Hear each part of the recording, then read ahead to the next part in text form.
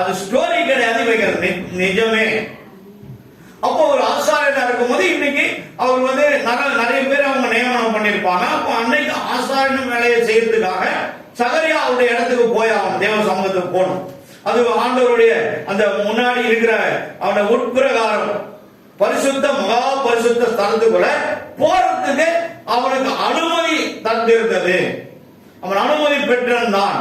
தேவனிடத்தில் அவன் ஒரு ஊழியக்காரனாய் இருந்தாரு, ஆசாரியனாய் இருந்தாரு. பணிவிடை தேவனுக்கு பணிவிடை செய்யறவனா அதை கழுவுறது கொள்றது, அதை வந்து சுத்தம் பண்றது.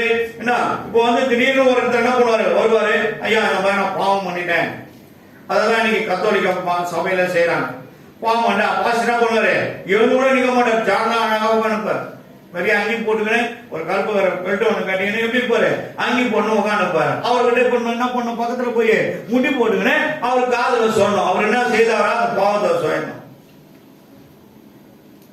அவர் என்ன பண்ணுவாரு, மரியே வாழ்க, அந்த வாழ்க, இந்த வாழ்க குற்றப்படுத்தல. ஏன்னா வேதம் என்ன சொல்லுது, வேதம் என்ன சொல்லுது. அப்ப நம்ம ஒருத்தரும் இந்த வேத புத்தகத்தை படிக்கணும். படிச்சாதான் என்ன பண்ண முடியும், அந்த வர உபத்திரம், துன்பம், பாவங்கள், பாடுகள், நிந்தைகள், போராட்டங்கள், அவமானத்திலிருந்து வெளியே வர முடியும். இல்லைன்னா வர முடியாது, மாட்டிக்கொள்ளும். கர்த்தர் பரிசுத்த நாமத்திற்கு மகிமை உண்டாகட்டும். அப்போ இவர்கள் அன்றைக்கு வேலைக்கு போற நேரத்துல அங்க உள்ள போய் என்ன பண்ணாரு, எல்லா பணிவிடைகளும் சேர்த்து முன்பாக என்ன பண்ணாரு, அப்போ ஒருத்தன் வந்து பாவம் பண்ணிட்டு அவனுடைய காரியத்தை சொல்லும் போது, சரிப்பா உன்னால என்ன முடியும், புறா கொஞ்சி புறா வந்து தவுளூர் இருக்கு இல்லையா, அந்த குட்டி புறாவை என்ன பண்ணாரு, அவர் எடுத்துன்னு அதான் என்னால முடியும், ரைட் புறாவை போய் எடுத்துன்னு வா. அந்த தண்ணி தெளிச்சு அவர் என்ன பண்றாரு, அந்த பலி செலுத்துற இடத்துக்கு மேல என்ன பண்ணாரு, அந்த கழுத்தை அறுத்து ஒரு பாத்திரத்துல அந்த ரத்தத்தை பிடிச்சுக்கிறார்.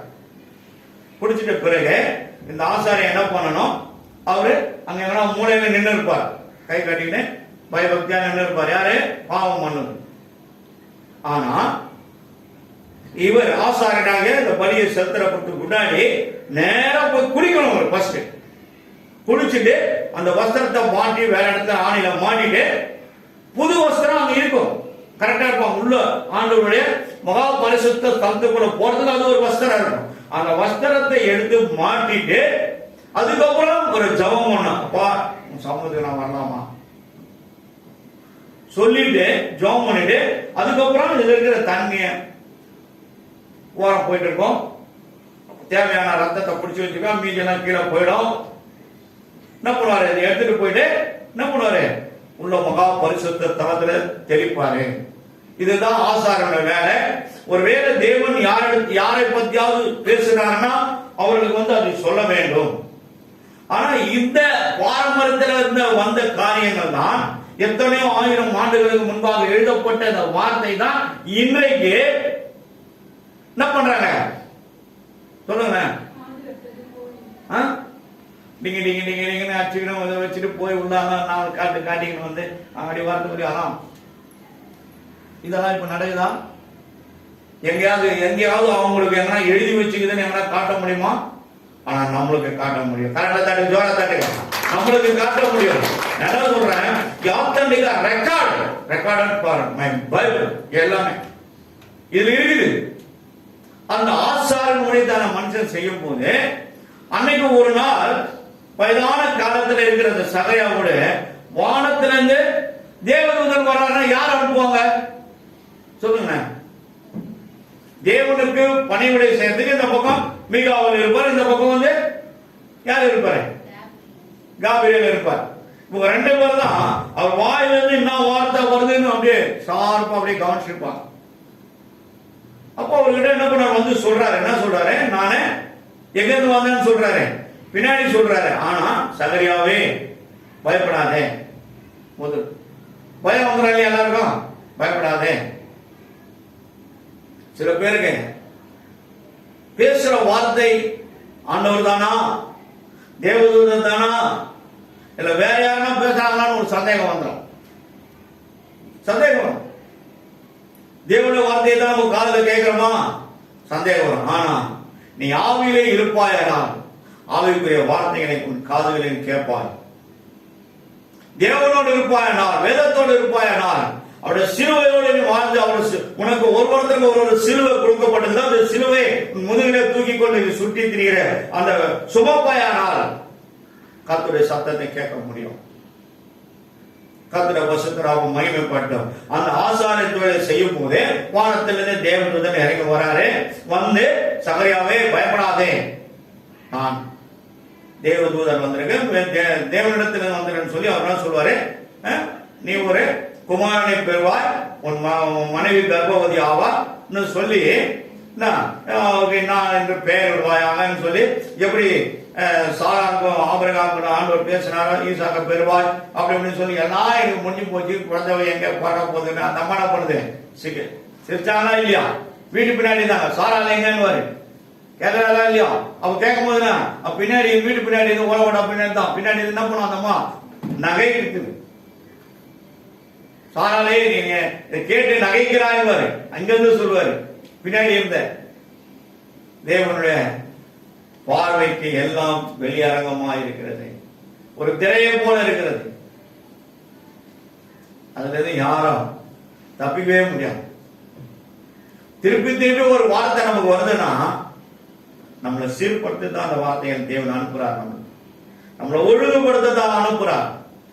எதையெல்லாம் நம்ம பின்னாடி ஓடாத, ஜீவனுள்ள தேவனை பார்த்துட்டேன் நீ அங்கே நின்று அவனுக்கு அனுப்புறான்.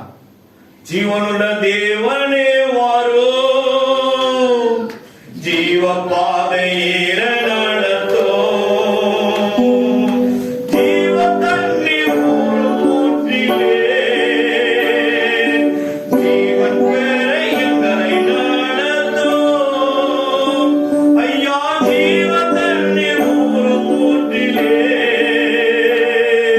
ஜீவன் பெறை எங்களை நடத்தோ. வெளியே இருக்கும் போது வேற ஜீவன் உன்னை ஆண்டு கொண்டது, ஆனால் தேவனுடைய சபைக்குள்ள வரும்போது தேவனே உன்னை ஆண்டு கொண்டு நடத்துகிறார். அப்போ ஒரு புதிய ஜீவன் உனக்குள்ள வந்துடும். அந்த புதிய ஜீவன் வந்ததுன்னா கண்டிப்பா நீ தேவனோடு இருப்பாய், நடப்பாய், ஜெபிப்பாய், வேதத்தை வாசிப்பாய், உண்மையா இருப்பாய், நேர்மையா இருப்பாய், புத்தியாய் ஞானமாய் இருப்பாய். பாவம் உன்னை ஆண்டு கொள்வது இல்லை. சகரியா இதெல்லாம் எப்போ நடக்கும், இதெல்லாம் என் மனைவி இப்ப இல்லாம இருக்குது, நானும் கூட வயது சந்தா இருக்கிறேன். யார் சொல்றது? தேவனத்திலிருந்து செய்தி கொண்டு ஒருத்தர் சொல்றாரு காபிரியல் லெட்டர். ஆனா அந்த வார்த்தைய அந்த மனுஷன் என்ன பண்றாரு, விசுவாசிக்காம போறாரு. அந்த விசுவாசியாம போனதுனால அந்த மனுஷன் என்ன பண்ணுது, 19-20 வாசிப்பா. 1ஆம் அதிகாரம் 1:19-20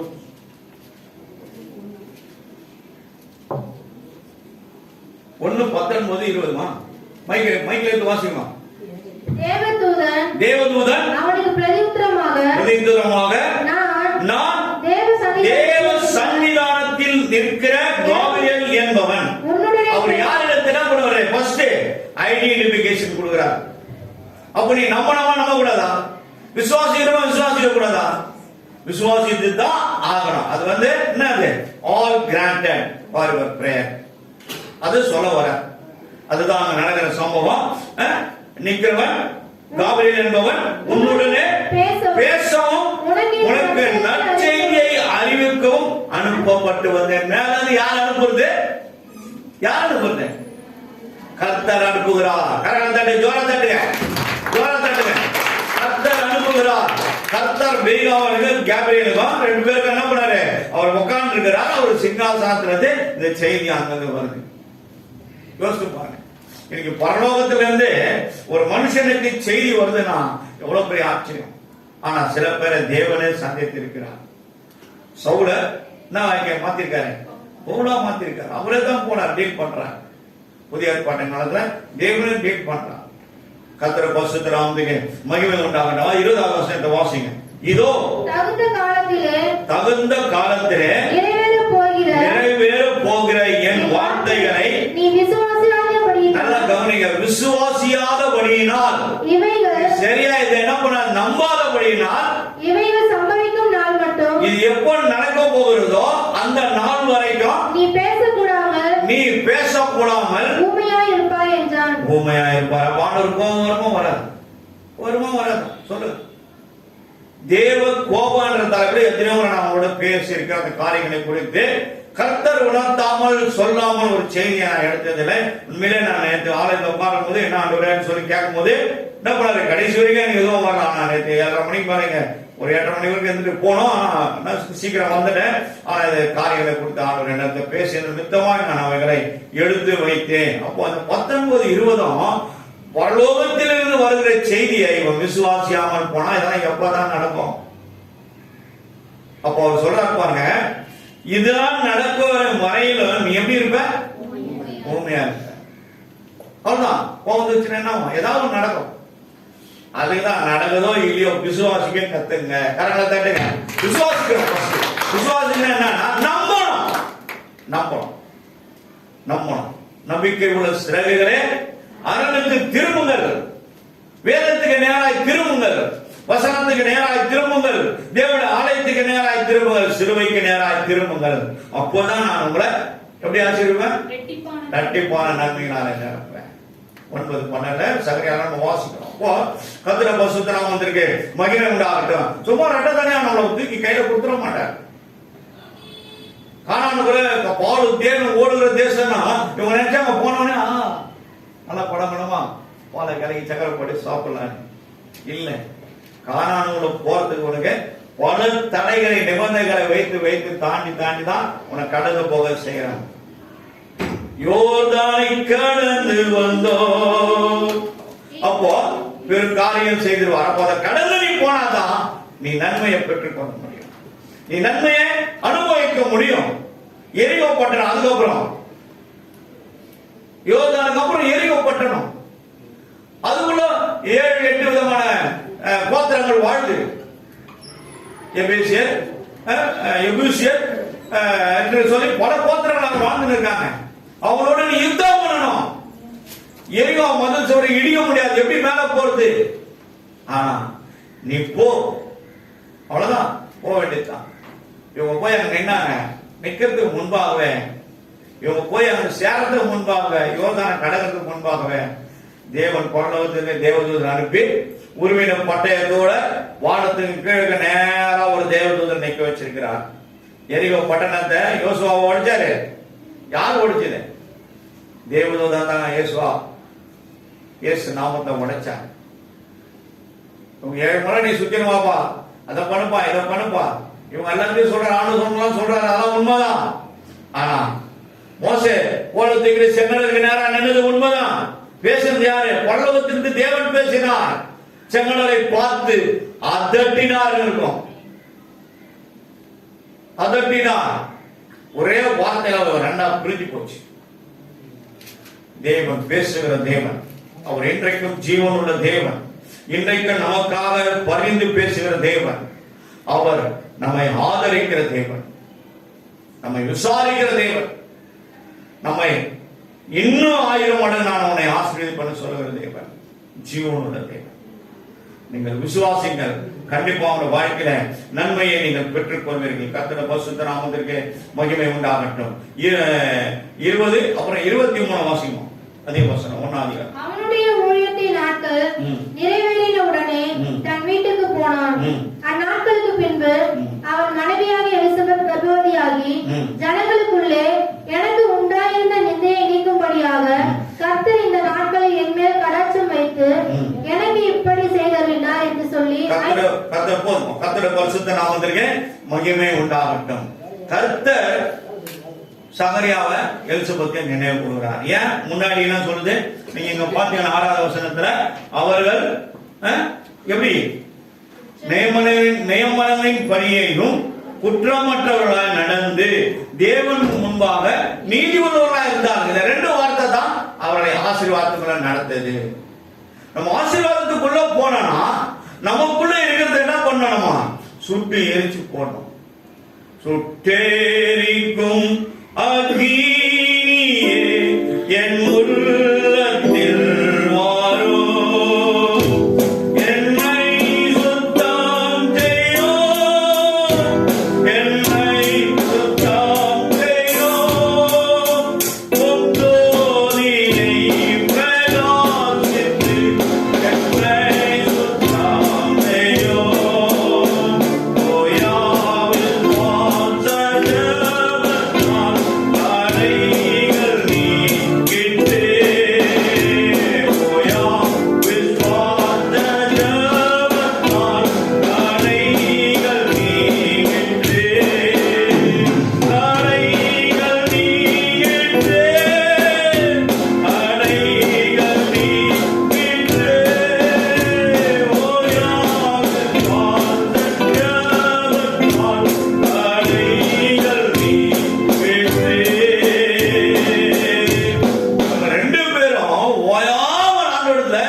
ஊர் காரியத்துக்காக கேட்டுருவீங்க. இந்த ஜனங்களாம் பார்த்து எங்களை கேவலமா பேசுறாங்களே. வீட்டுக்காரர் சேர்த்துட்டா கூட அவங்க குடும்பத்துக்குள்ளே ஒரு பங்கனை அந்த தட்டுல எடுத்து போய் வைக்கிறதுக்கு இல்ல அந்த அம்மா வீட்டுக்காரர் தவறிட்டார், அவங்க போவானாங்க உட்காரு. நான் சொன்னேன், எங்க வீட்டுக்காரத்தை நீங்க முன்னாடி வைப்பீங்க. அப்போ கர்த்தர் இருந்தா அவங்க கூட இதை நம்ம பெருசு பண்ணவே கூடாது. கர்த்தர் தான் நமக்கு பெரியவர். அதாவது கரங்களை தட்டி ஜோர தட்டுங்க. வீட்டுக்காரர் இருந்தாரு, அதை நம்ம என்ன பண்ண முடியும்? ஒருவேளை ஒரு நீதிமானோ பரிசுத்தவானோ கூட இருந்து போயிருக்கலாம், அல்ல பாவியா போயிருக்கலாம். மன்னிக்க வேண்டியதான் நம்முடைய வேலை, பிறரை நேசிக்க வேண்டியதுதான் நம்முடைய வேலை. இந்த ஜனங்களுடைய நிந்தையை போக்கும்படியாய் கர்த்தர் எனக்கு உதவி செய்தார் சொல்லி அவன் மனமகிழ்ச்சி அடைந்தான். மனமகிழ்ச்சி அடைந்தான். என்ன குழந்தை பிறக்கணும், அங்க என்ன சொன்ன ஈசாக்கு, இங்க யோவான் ஸ்நானகன். இந்த ரெண்டுமே பரலோகத்துக்கு வந்த பெயர்கள். அதுக்குதான் நான் சொல்றேன், ஞானத்தான் எடுக்கிறீங்களா வேதத்தின் பெயரை வைங்க. என்ன வைக்க கூடாது? அந்த சாமி, முன்சாமி, கபாலி, அதுக்குள்ள என்ன பண்ணக்கூடாது? ரங்கசாமி, சாமி, இதுக்குள்ள போகாதீங்க. ஒண்ணு கிடையாது, வேஸ்ட். எங்க தாத்தாக்கு தாத்தா பேரை வச்சு என் பிள்ளைக்கு பேர் வை. அவர் எப்படி வாழ்ந்தாரு சொல்லுங்க. நம்ம அப்பா எப்படி இருந்தா? எங்க அப்பா பேரு முன்சாமி. முன்சாமி பிள்ளை எப்படி ஜிமா மாட்டி நிற்கிறாரு, அது வேற.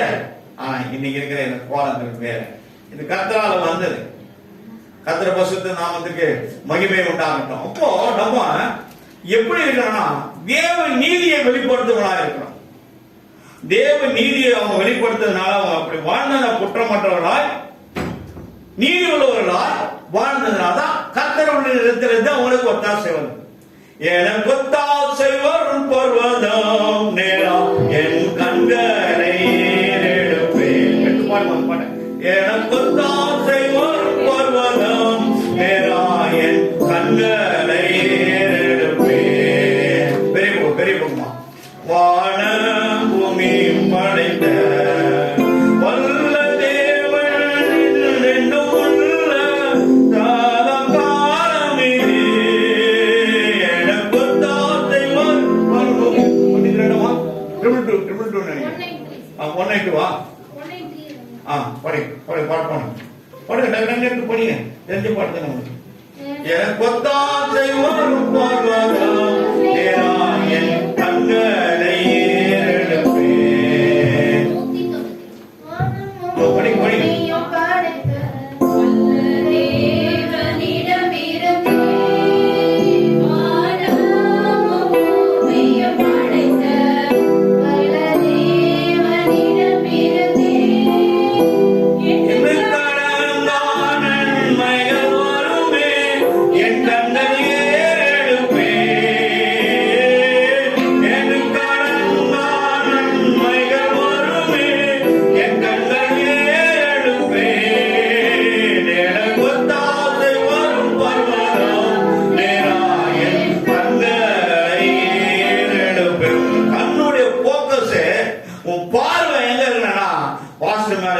ஏமாந்துருவீங்க. அக்கம் பக்கத்துக்கு மேல வைக்காதீங்க, ஏமாந்துருவீங்க. உன் திறமையை வச்சு நீ பார்க்காத, உங்களுடைய ஹை குவாலிட்டி ஆஃப் எஜுகேஷனோட மேல வைக்காத. ஆனா மேலோட பாத்தீங்கன்னா உன் வாழ்க்கையில ஜெயமாய் மாறும். ஜெயமோ கர்த்தரால வரணுங்க, அங்கிருந்தாங்க வரணும். ஒத்தாசை அங்கிருந்து வரணும். அது யாருக்கு வந்தது? இந்த சகரியாவுக்கு வந்தது. கர்த்தர பரிசுத்த நாமத்துக்கு மகிமை உண்டாகட்டும். அப்போ ஒருவேளை நம்ம சகரியாவை போல எலிசபெத்தை போல இல்லைன்னா குற்றம் பண்றோம்னா நீதி உள்ளவரா இல்லாம இருந்தோமா? அப்ப நம்ம கூட என்ன இருக்குது? என்ன இருக்குது? வேற ஏதோ ஒண்ணு இருக்குது. என்ன இருக்குது சொல்லுங்க, பயப்படுறீங்களா? பாவம் இருக்கு. அதனாலதான் நம்மளால நீதியா வாழ முடியல. அப்போ நம்ம குற்றம் பண்றவங்களா நம்மளால வாழ முடியல. அப்போ ஏதோ நம்ம என்ன பண்ணுது? ஆட்டி படைக்குது. நான் உத்தமமாய் நீதி உள்ளவனாய் வாழ வேண்டும் நினைக்கிறேன், ஆனால் என் பாவம் என்னை ஆண்டு கொள்கிறது. ரோமர் புத்தகத்தை வீட்டுல போய் படிச்சு பாருங்க. சங்கீதம் 32:1-2 ரோமர் 4:7-8 பாத்தீங்கன்னா ஒரே விதமான வசனங்கள் தான். எவனுடைய பாவங்கள் மன்னிக்கப்பட்டதோ, எவனுடைய மீறுதல்களை தேவன் எண்ணாமல் இருக்காரோ அவன் பாக்கியவான். பாத்தீங்கன்னா 4வது அதிகாரம் 7வது வசனம் 8வது வசனம் அதுதான் சொல்லுது. அப்ப பழைய ஏற்பாட்டுக்கும் புதிய ஏற்பாட்டுக்கும் தேவன் ஒரு பாலத்தை பிரிட்ஜி வச்சிருக்கிறான், இணைப்பு.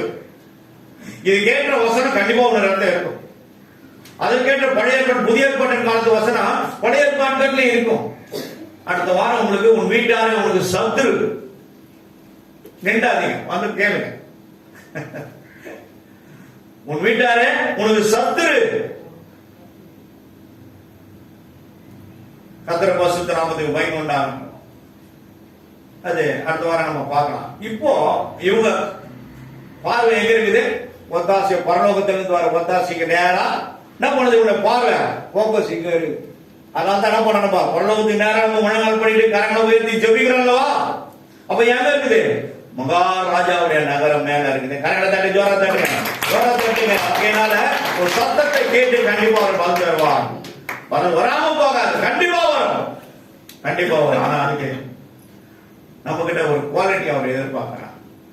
மேல இருந்து கீழே வரைக்கும் என் ஆவி ஆத்மா சரத்தை கழுவி பரிசுத்தப்படுத்தி என்னை திருப்பந்திக்கு என்னை ஆயத்தப்படுத்துங்க. நீங்க கேளுங்க, கண்டிப்பா அவர் உதவி செய்வார், உதவி செய்வார். அதான் பாவம் நம்ம ஆள விடவே கூடாது.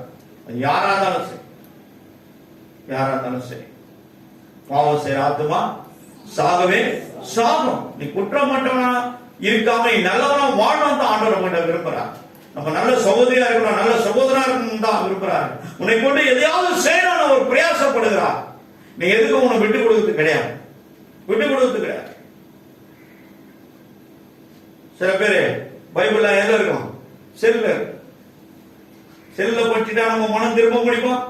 ஆனா வேத வசனம் பாருங்க, இது உன்னோட பேசும், அது உன்னோட பேசும், உன் வார்த்தை அது கேட்கும், உனக்கு பதில் தான். அதே வேற வேற வேற சாப்டர் ஆண்டு நம்ம ரிசல்ட் கொடுப்பாரு, பதில் வரும்.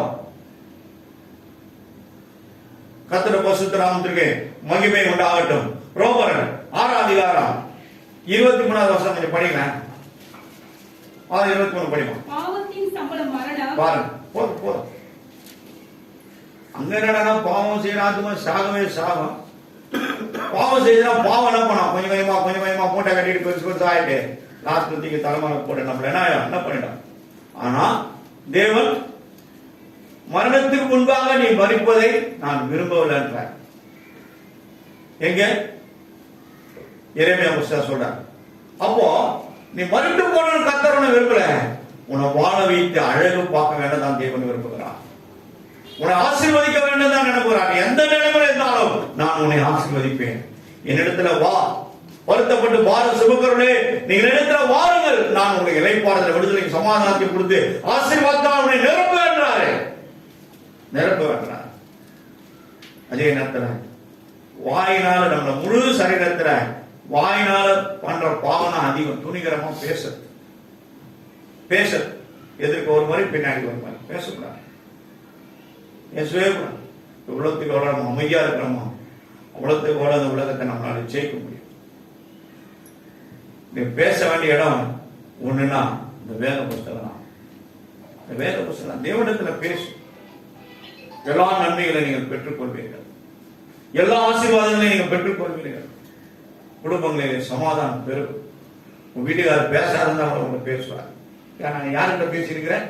தேவன்கிட்ட பேசியிருக்கிறேன். அவரே திருப்பார். போ உன் மனைவி கிட்ட பேசு, திருப்பார். கர்த்தருடைய பரிசுத்த நாமம் மகிமைப்படுவதாக. ஒரு சகோதரி நம்ம ஆலயத்துக்கு வரும்போதே கணவர் வாழ்க்கை எங்கெங்கயோ இருந்து, ஆனா ஜபம் பண்ண ஆரம்பிச்சோம். வரவே வராத மனுஷன் எப்போது விட்டு போறோம், எட்டி பாப்பாரு போயினே இருப்பாரு. ஆனா இன்னைக்கு கர்த்தர் அந்த பிள்ளையோடு இணைத்து அவர்கள் 2 பேரும் ஒரே ஆவியில கட்டப்பட்டவர்களாய் பிரிந்தவர்கள். அந்த பிள்ளை எவ்வளவு துக்கம் அடைஞ்சிருக்கும், எவ்வளவு வேதனை அடைஞ்சிருக்கும். கணவன் மனைவி போறத பார்த்து சின்ன வயசுல தன் இருதயம் எப்படி நொறுக்கப்பட்டு இருக்கும், எப்படி துன்பப்பட்டிருக்கும். ஆனா கர்த்தர் அந்த பிள்ளையோட பல முறை தேட்டு வந்து பார்த்து வீடு 2 பேரும் இணைந்து வாழ ஆண்டவரே இதுதானே நீங்க சொன்னீங்க. தேவன் நினைத்து இதை மனசை பிரிக்க கூடாது சொன்னீங்களே. இந்த பிள்ளைங்களை 2 பேரும் ஒரே வீட்டு சுகமா இருப்பீர்கள் சொன்னீங்களே. நல்ல வீடு வாசல் உண்டாக்கி தானப்பான்னு சொல்லி இப்ப இந்த வீடு தேடுறாங்க. காரணத்தானே ஜோரா தேடுங்க.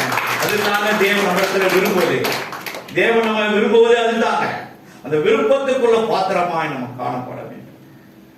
கர்த்தருடைய பரிசுத்த நாமம் மகிமைப்படுவதா. ரோமர் எழுதின புத்தகம் 7ஆம் அதிகாரம் 15-16 சொல்றேன். எப்படியெனில் நான் செய்கிறது எனக்கே சம்மதி இல்லை. பாருங்க, நான் செய்யறது எனக்கு என்னன்னு தெரியல. ஏன் தெரியல? என்ன நம்ம ஆவியில இருக்கிறோம் சொல்லுங்க. செல்ஃப் கண்ட்ரோல் இல்லைன்னு அர்த்தம். அப்ப அந்த செல்ஃப் கண்ட்ரோல் நமக்கு இருந்ததுன்னா இது ரைட்டு, இது ராங், இது உண்மை, இது பொய், இதுக்குள்ள நம்ம போகக்கூடாது, இதுக்குள்ள போனா நம்மள இந்த பணத்துல தள்ளிடும், இது மாதிரி நம்ம அந்த ஆளுகிட்ட போய் கையெழுத்து போட்டு கொடுத்து எல்லாம் மாட்டிக்கணுமா, ஏற்ற நேரத்தில் நம்ம பாதாளத்தை தள்ளுவாங்க, எல்லாத்தையும் அபகரிச்சிருவான் சொல்லி ஒரு ஸ்பிரிட் நம்மளோட பேசினே இருக்கும். அதுதான் தேவ ஆவி. எப்படி நாம் ஜெபிக்க வேண்டும், எதற்காக ஜெபிக்க வேண்டும் கற்றுத்தான் ஆவியானவரே. விருப்பம் இல்லாத இடங்களுக்கு செல்லாமல் தடுத்து நிறுத்த ஆவியானவரே. விருப்பம் இல்லாத இடத்துக்கு நம்ம போது காரணம் ஏன்? உலகத்தின் ஆசா பாசங்களுக்கு நம்ம ஆவியில பண்ணுது விட்டு போடுது. உள்ள போகிறான் மாட்டி போடு. ஒரு இடத்துல பணம் தரானா எவன் கொடுத்தாலும் பணத்தை கை வைக்க ஆண்டவரே நான் போலாம் கொள்ளாது அவங்கள்ட்ட போய் மாட்டிக்காது. ஜாக்கிரதையா தேவனுடைய ஆலோசனை கேளுங்க, கேட்டு செய்யுங்க. தேவன் உங்களை லீட் பண்ணி நடத்துவார். அதை விட நல்ல இடத்துல பெஸ்ட் இடத்துல ஆண்டவர் நம்மள இருக்குங்க ஒத்தாசை அனுப்புவார். அவரால் முடியும், ஆகும், எல்லாம் நடக்கும். அவரால் ஆகாத காரியம் ஒன்றுமில்லை. உம்மாலாகாத காரியம் ஒன்றுமில்லை, உம்மாலாகாத காரியம் ஒன்றுமில்லை, உம்மாலாகாத காரியம் ஒன்றுமில்லை, எல்லாமே உம்மாலாகோ. ஹல்லேலூயா, எல்லாமே உம்மாலாகோ, எல்லாமாகோ, உம்மாலே எல்லாம் ஆகோ. அவரால் எல்லாம் நடக்குது. இந்த 8ஆம் தேதி பேசணும். அடுத்த ஒரே மாசம் 30 days அடுத்த 8ஆம் தேதி எனக்கு கல்யாணம் பிக்ஸ் பண்ணிட்டாங்க. தப்பு நெய் இதே மாதிரிதான். பாக்கெட் எடுத்து காட்டுறேன். எப்படி பாக்கெட் அவர் சமூகத்துல போய் விழுந்தேன். ஆண்டவரே, உண்மையிலே இந்த மக எனக்கு சித்தமா இருக்குமானா எல்லாவற்றையும் பரலோகத்துல எனக்கு அனுப்பி வாய்க்க பண்ணுங்க. இல்லன்னா வேணாப்பா, உங்க சித்தம் வேணா வேணாம், பின்னாடி எனக்கு நீங்க வைத்திருக்கிற இந்த காரியத்துக்காக எனக்கு அவங்க துணை நிற்பாங்களா, உண்மையா இருப்பாங்களா, இந்த மந்தைக்கு ஒரு நல்ல மேய்ப்பாரா மனைவியா இருப்பாங்களா, எல்லாரையும் அன்பாய் நேசிக்கிறேன் ஒரு மகளா இருப்பாங்களா. நான் கேட்ட கேள்வி, எத்தனை சவரம் போடணும், எவ்வளவு கொடுப்பீங்க? சொல்றேன். ஆகையினால்தான் இன்னைக்கு நாங்க இங்க நிக்கிறோம். அவர் தான் இதை கட்டினாரு, அவர் தான் எங்கேயோ அரும்பாவத்தினால கொண்டு வந்தாரு. வரும்போது அழையும் கண்ணீருமா வந்தேன். ஆனா இன்னைக்கு என்னை சிரிக்க வைத்து தேவன் அழகு பார்க்கிறார். கரெக்டா தட்டு, ஜோரா தட்டு. அதே தேவன் உங்களை ஆசீர்வதிப்பா. இந்த வீடுகளான எப்படா வந்துக்கிறேன்னா சொல்லுங்க. மகிமை மேரியம்மா சிலார்பட்டி உங்க வீடு வந்துக்கிறா இல்ல, ஆனா அவங்க எங்கேயாவது வந்து சேர்ந்தாங்க. அவர் என்ன ஒரு நாள் அவங்க பாஸ்டர் பைபிள் காலேஜ் ஒரு நாள் பார்த்தேன். பால்பிரகாஷ் சொன்ன ரெவரண்ட் ஒரு ஐயா இன்னைக்கு ஜார்க்கண்ட்ல இருக்காரு. அவர் சொன்னாரு, ஐயா நான் எப்ப ஜோம் பண்ணாலும் ஆண்டவர் உங்க முகத்தை காட்டுறாரு. எனக்காக அவங்க பாஸ்டர் சொல்லி அவருக்காகவும் வாசனையாக நீங்களும் ஜோம் பண்ணுங்க. நல்ல மனுஷன், நான் ஒரு சப்ஜெக்ட் சொல்லி வசன இடத்துல எடுத்து அடிச்சு தப்புன்னு அடிப்பாரு. ஐயா நீங்க உள்ள உட்காந்து கிளாஸ்ல தொந்தராகுதியா நீங்க, ஐயா ஏன் அப்படி சொல்றீங்க, நீங்க இருந்தால்தான் நான் சந்தோஷமா உட்காந்து. இல்ல இல்ல என்னால உங்களை சமாளிக்க முடியல. சிஎஸ்சி ரவரன் அந்த அளவுக்கு. அப்பதான் அவரை கார்ல பாண்டியனையா வண்டியில ஓட்டிட்டு வர அன்னைக்குதான் என்ன முதல்ல அவர் பாக்குறேன். 2 முறைக்கு மேல பார்த்த வருஷம் ஆண்டவர் அவர் தான் எனக்கு முகத்தை காட்டி இந்த பிள்ளைங்களை வழி நடத்துறதுக்கு ஒரு நல்ல போதகர் எனக்கு காட்டினாங்க. அந்த முழு குடும்பமா என்ன பண்ணாங்க, நம்முடைய ஆலயத்துக்கு வந்தாங்க. அதுல இருந்து இது வரைக்கும் கர்த்தர் அவனை வழி நடத்துகிறான். நானும் அவரும் முதல்ல வீட்டுக்கு போறோம். ஆனா அவரு சேர்ல உட்காந்துருந்தாரு. என்னாச்சுன்னு தெரியல, சேர் அப்படியே வழிக்கு கீழே விட்டேன். நான் இருக்கா கீழே வந்துட்டேன். சேர் வர வண்டியே போச்சு. அம்மா சொல்றாங்க, சேரும் வண்டி போச்சு. காரணம் பாட்டு உட்கார்ந்து இருக்கிறேன். காரணம், தேவ ஆவி ரெண்டு ஆவிகளோடு தேவ மனுஷனோடு இணையும் போது ஒரு விசேஷமான அபிஷேகம் அவர் மேல இறங்கும் போது அவரால் நிற்க முடியும். கர்த்தர் பரிசுத்த நாமம் மகிமைப்படுவாராம். அப்புறம் நான் ஜெபம் பண்ணி எல்லாருக்கும் அவரும் பணம் சொன்னேன். நானு அப்ப சொல்றாரு, ஐயா உண்மையிலே நீங்க அந்த ஜனங்களுக்கு வழி நடத்துவீங்க, காப்பாத்துவீங்கன்னு எப்போ எனக்கு தெரியும் ஐயா. நானும் ஜெபம் பண்ணேன். அந்த ஐயா சொன்ன பிறகு முகத்தை தேவன் காட்டாரு.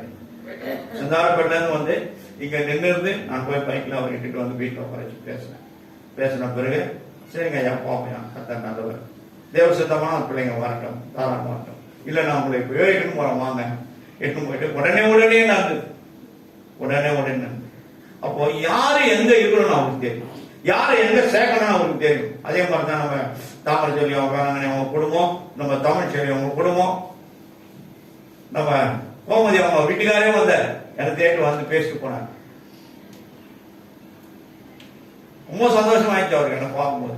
நான் சொன்னேன், ஏமா என்னம்மா ஏமா அப்படி வச்சுக்கிறாரு, அவரை நல்லதானமா இருந்தாரு, ஏமா இவ்வளவு ஒல்லி ஆயிட்டுக்கிறாரு, சாப்பாடு கூட போறியா இல்லையாமான்னு நல்லா ஒரு அருமையான சகோதரன் சிரிச்சுக்கிட்டே தான் இருப்பார்.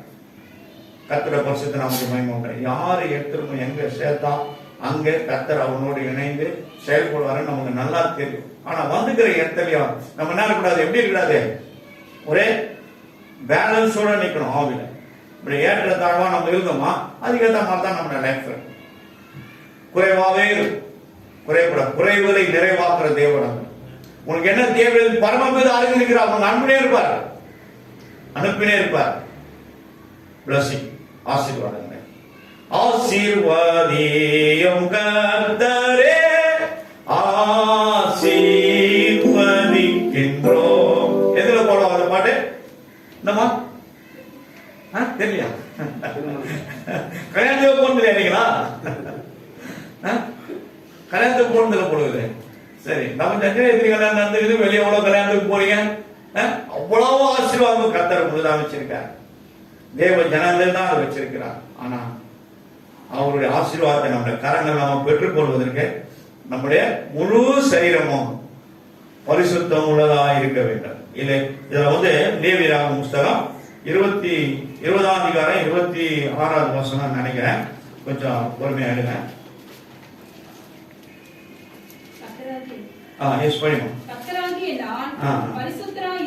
பரிசுத்தராய் இருக்கிறபடியினால் நீங்களும் எப்படி இருப்பீங்கன்னு கேட்கிறாரு. இது யார் சொல்றது? கர்த்தராகிய நான்.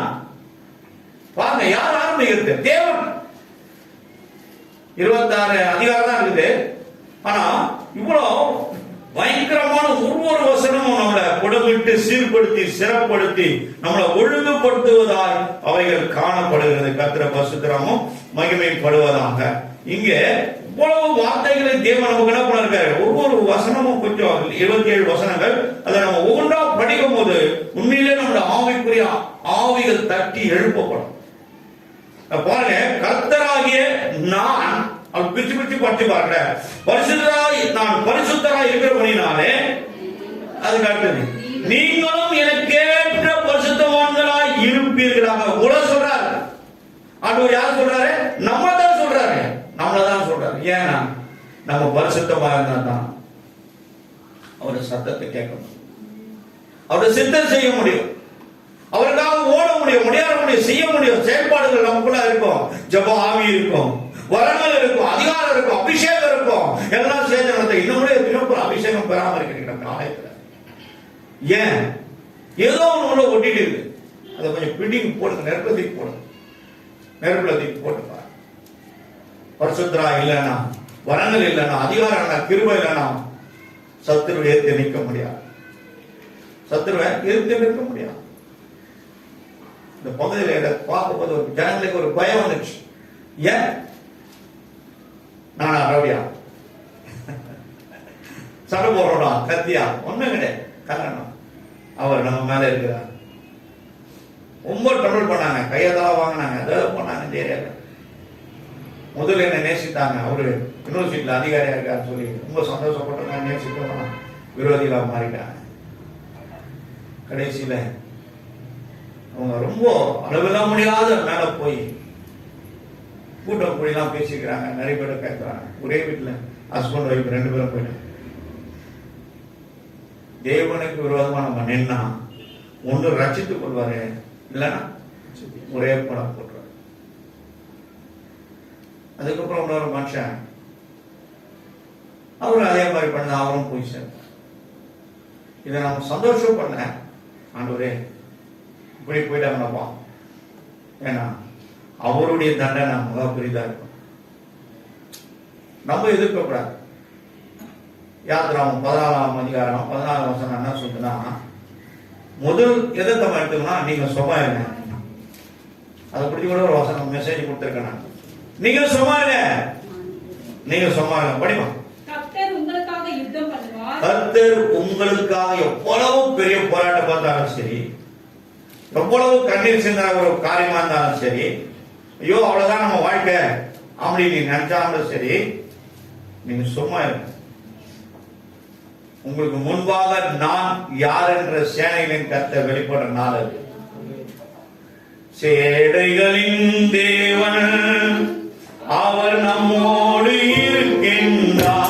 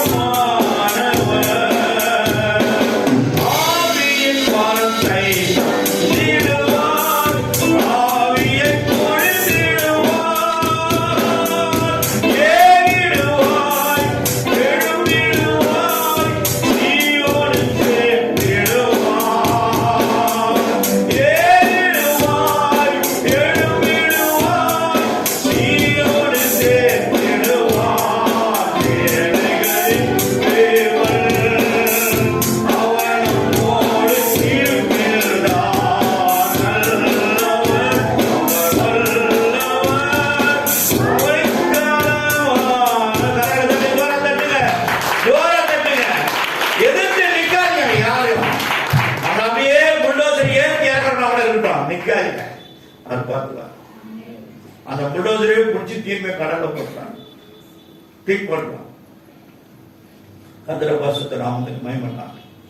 ஒரு நாள் வட பெருமா தானே வடகாரன் நிறைய பேருக்கு தெரியும். மெசேஜ் கொடுத்துட்டு நான் எங்கள் ஆஃபீஸுக்கு போகிறேன். அன்றைக்கி மத்தியானத்துக்கு எனக்கு டியூட்டி சண்டே. போகும்போது வடாயத்தில் போகிறேன். எனக்கு முன்னாடி சிலிண்டர் லாரி 4-5 சிலிண்டர் கழட்டி வந்துச்சு. நடு ரோட்டில் ஒரு 20 அடிக்கு முன்னாடி நான் தான் இருக்கிறேன் ஃபர்ஸ்ட். ஆனா M80 வண்டி, அது ஒரு பழைய காலத்து புல்லட் மாதிரி. நான் காதலே பார்த்தோம் சொன்னார். ஆட வண்டி காத்துல யாரோ ஒருத்தர் என் வண்டியை பிடிச்சி அப்படி எடுத்து நின்னாங்க. நின்றுட்டு அப்படி போச்சு. அதுக்குள்ளயும் மின்னல் வேகத்துல வந்த 4 ஸ்டேட் பசங்க ஒரே வண்டியில ஸ்பீட்ல அடிச்சுன்னு வராங்க. அந்த சிலிண்டர் மேல ஏத்தி வண்டி பிடிக்கணும். அந்த அன்றைக்கு சொத்துல இடிச்சு இப்படி வந்து அவனுக்கு முட்டியெல்லாம் பேண்டெல்லாம் தேய்ச்சி எல்லாம் ரத்தம். அவர் தாங்க சேனையில கத்த. அல்லேலூயா, அல்லேலூயா. கரகத்தை ஒன்னும் பண்ண முடியாதுங்க, கவலைப்படாதீங்க. அதுக்குதான் சொல்றேன், நீங்க பரிசுத்தமா இருங்க, பரிசுத்தமா வாழுங்க, பரிசுத்தமா நடங்க, பரிசுத்தமா பேசுங்க. அப்படி இருக்கிற நம்ம சபையில இருக்க ஒரு குடும்பம் கர்த்தரை ஒவ்வொரு அந்த தலைகளை உயர்த்தி வைத்திருக்கிறார். கரகத்தை ஜோரா தட்டு. நம்ம பிள்ளைங்க இருக்கிற ஆசீர்வாதம் நம்மளுக்கு. நம்ம ஜெபித்து அந்த பிள்ளைங்க ஆசீர்வதிக்க போறோம்னா அதை கண்டு நம்மளை புறவே விடக்கூடாது. ஆண்டவரே, அதே போல என்ன மாற்றப்பா, நானும் என்ன மாத்த நான் ஒப்பு கொடுக்குறப்பா, என்னை இன்னும் சீர்படுத்துங்கப்பா, என்னை சிறப்படுத்துங்க, நான் என்ன மாறணும் ஆண்டவரே. ஆண்டவரை கையை வச்சு கேட்டு பாரு, ஏன் ஓடிட்டே இருக்கிறேன்? நான் நிக்க வைக்க முடியும், வராங்க முடியும். ஏன்னா நீ அவரை பாரு, அவர் உன்னை பார்ப்பார். சகரியா தேவனை பார்த்தான், தேவன் சகரியா பார்க்க ஆள் அனுப்புறார். இந்த ஒரு டீலிங்ல நம்ம கரெக்டா இருந்தோமா, நம்ம யாரும் ஒன்றும் பண்ண முடியாது. Thank you Lord Jesus. ஆண்டவரே, நீங்க கேளுங்க, கர்த்தர் உங்களுக்கு இரக்கம் செய்வார். பிதா குமாரன் பரிசுத்த ஆவியானவர் பாவத்துக்கு மரித்து நீதிக்கு பிழைக்கும்படியா ஆண்டவரே இந்த திருப்பந்திலே நாங்கள் கலந்து கொள்ள எங்கள் ஆவி ஆத்துமா சரத்தை கழுவி எங்களை புதிய மனிதனாக மாற்றி விலையேற பெற்ற அந்த ரத்தம், விலையேற பெற்ற சரீரம் நாங்கள் அதை பானம் பண்ண போறோம்.